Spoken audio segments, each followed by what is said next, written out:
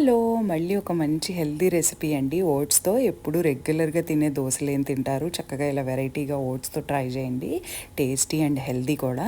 దానికి ఫస్ట్ ఒక cup మినపప్పుకి 1 ½ cup oats తీసుకొని, దానికి ఒక కప్పు రైస్ తీసుకోవాలి. నేను ఇక్కడ బ్రౌన్ రైస్ తీసుకున్నాను. దానికి పావు కప్పు పచ్చిశనగపప్పు తీసుకొని లైట్‌గా కొంచెం ఒక టేబుల్ స్పూన్ మెంతులేసేసి దీన్ని బాగా 4, 5 గంటలు నానబెట్టాలన్నమాట. ఇవి బాగా నానిపోయాక మిక్సీలో కానీ, గ్రైండర్‌లో కానీ బాగా రుబ్బేసుకుని మెత్తగా అండ్ కొంచెం చేత్తో కనుక మనం కలిపితే ఉప్పు కలుపుకొని బాగా ఫర్మెంట్ అవుతుంది. ఇంకా రాత్రికి ఓవర్ నైట్ ఫర్మెంటేషన్ పెట్టేసి మార్నింగ్ లేచాక వేడివేడిగా దోశలు వేసుకొని తినేయడమే.